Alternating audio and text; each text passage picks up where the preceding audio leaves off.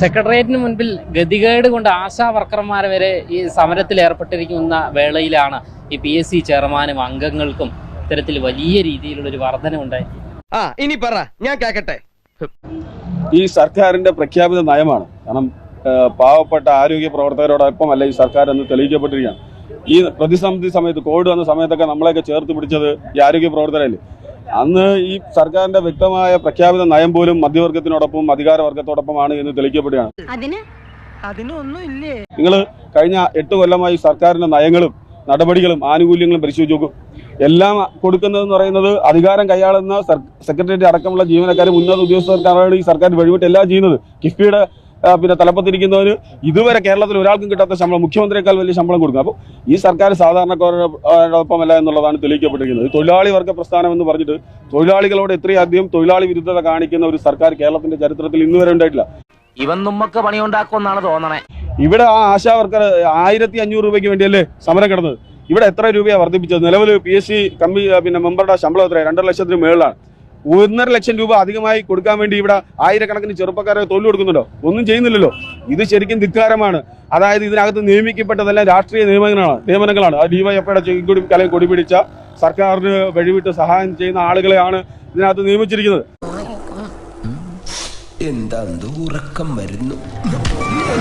അതുകൊണ്ട് അവരുടെ സമ്മർദ്ദത്തിന് വഴിവിട്ട് അവരെ സഹായിക്കുന്നു എന്നുള്ളതാണ് നമുക്ക് മനസ്സിലാക്കാൻ കഴിയുന്നത്. ഇത് ശരിക്കും കേരളത്തിലെ യുവജനങ്ങളോടുള്ള വലിയ വെല്ലുവിളിയാണ്, പരസ്യമായിട്ടുള്ള വെല്ലുവിളിയാണ്. അതായത് ഈ നാട്ടിലെ ചെറുപ്പക്കാർക്ക് തൊഴിൽ കൊടുക്കാൻ സൗകര്യമില്ല ഇത് ഈ സർക്കാർ പ്രഖ്യാപിക്കുകയാണ്. ഞാൻ ചോദിക്കുന്നത്, സ്കൂളുകളിൽ ഉച്ചക്കഞ്ഞിയില്ല. എന്തുകൊണ്ടാണ് ഉച്ചക്കഞ്ഞി കൊടുക്കാൻ കഴിയാത്തത്? സർക്കാർ ഫണ്ട് കൊടുക്കാത്തതുകൊണ്ടാണ്. ആശുപത്രിയിൽ ചെന്നാൽ മരുന്നില്ല. എത്ര ആശുപത്രികളാണ് മരുന്ന് കിട്ടാതെ ആളുകൾ ബുദ്ധിമുട്ടുന്നത്? മിസ്റ്റർ ഭരണകക്ഷിയാണ്, നിങ്ങൾ ഇതിൽ ദുഃഖിക്കേണ്ടി വരും. എത്ര കോടികളാണ് അവർക്ക് വേണ്ടി കൊടുക്കാനുള്ളത്? അപ്പോൾ ഈ സർക്കാർ അടിസ്ഥാനപരമായി സഹായിക്കേണ്ട ആളുകൾക്കൊന്നും സഹായിക്കുന്നില്ല. കഴിഞ്ഞ ദിവസം ബഡ്ജറ്റിൽ പോലും പട്ടികജാതി പട്ടികവർഗ ആളുകൾക്ക് മുൻകാലങ്ങളിൽ മാറ്റിവെച്ച ഫണ്ടൊന്നും ഇത്തവണ കൊടുക്കുന്നില്ല. എല്ലാം വെട്ടിച്ചുരുക്കിയിരിക്കുകയാണ്. കായിക താരങ്ങൾക്ക് എന്താ കൊടുക്കുന്നത്? പാവപ്പെട്ട കായിക താരങ്ങൾ ഇവിടെ വന്ന് ഹോസ്റ്റലിൽ താമസിക്കുന്നവർക്ക് അവർക്ക് സ്റ്റൈപ്പൻഡ് കൊടുക്കുന്നില്ല, അവർക്ക് വാടക കൊടുക്കുന്നില്ല.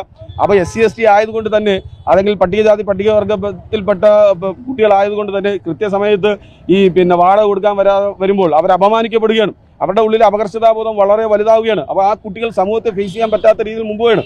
വലിയ സാമൂഹ്യ വിപ്ലവം നടപ്പിലാക്കുന്നു എന്ന് പറഞ്ഞ സർക്കാർ ഈ പറയുന്ന PSC ചെയർമാൻ ഇത്രയും രൂപ കൊടുക്കുകയും പാവപ്പെട്ട ആശാവർക്കർക്ക് ഒന്നും കൊടുക്കുന്നില്ല എന്ന് പറയുമ്പോൾ എവിടെയാണ് സാമൂഹ്യ വിപ്ലവം പിണറായി വിജയൻ നടപ്പിലാക്കിയെന്നുള്ളതാണ് ചോദ്യം. പറയുന്നതൊന്ന് പ്രവർത്തിക്കുന്ന വേറൊന്നും. ഇത് കേരളത്തിലെ ജനങ്ങൾ ശക്തമായി ഇത് തിരിച്ചറിയും. വരും തെരഞ്ഞെടുപ്പുകളിൽ, ഈ വരുന്ന തദ്ദേശ സ്വയംഭരണ തെരഞ്ഞെടുപ്പിലായിരുന്നാലും ആ നിയമസഭാ തെരഞ്ഞെടുപ്പിലും ജനങ്ങൾ ശക്തമായി വിധി എഴുതും. ഒരു തർക്കവുമില്ല. ഇത് അഹങ്കാരത്തിന്റെ ധാർഷ്ട്യത്തിന്റെ സർക്കാർ. ഇപ്പം പിണറായി വിജയൻ ആനയാണ്, ചേനയാണ്, സൂര്യൻ എന്നൊക്കെ പാടിയത് ആരാണ്? സർക്കാർ ജീവനക്കാർ, അതായത് സെക്രട്ടറിയിൽ ഇരിക്കുന്ന ജീവനക്കാരാണ് പാടിയത്. ഏതെങ്കിലും സമരം കിടക്കുന്ന ഒരാൾ ഇദ്ദേഹത്തെ കുറിച്ച് ഇങ്ങനെ പാടുന്നുണ്ടോ? ഞാൻ ചോദിക്കുന്നത്, നിങ്ങൾ പിണറായി വിജയനും അല്ലെങ്കിൽ അതിന്റെ കൂടെ ഇരിക്കുന്ന സർക്കാർ ജീവനക്കാരും അവിടെ നിന്ന് ഇറങ്ങി താഴോട്ട് വന്നാൽ പിണറായി വിജയനെ തെറി വിളിക്കുന്ന തെറിപ്പാട്ട് കേൾക്കാൻ പറ്റും. എന്തിനാടോ നായരെ വെറുതെ എന്റെ ബ്ലഡ് പ്രഷർ ഇങ്ങനെ കൂട്ടണേ? കാസർഗോഡ് മുതൽ കന്യാകുമാരി വരെയുള്ള ആളുകൾ ഇവിടെ ഒന്ന് സമരം ചെയ്യാണ്. എല്ലാ വിഭാഗത്തിൽപ്പെട്ട ആളുകളും സമരം ചെയ്യേണ്ടി സർക്കാരിനെതിരെ. ഒരാൾ മത്സ്യത്തൊഴിലാളികൾ ഇദ്ദേഹത്തെ സ്തുതിച്ച് പാടുമോ? വിദ്യാർത്ഥികൾ സ്തുതിച്ച് പാടുമോ? ഈ പറയുന്ന തൊഴിലവസരങ്ങൾ നിഷേധിക്കപ്പെട്ട പാവപ്പെട്ട ഉദ്യോഗാർത്ഥികൾ ഇദ്ദേഹത്തിന് അനുകൂലമായി പാട്ട് പാടും.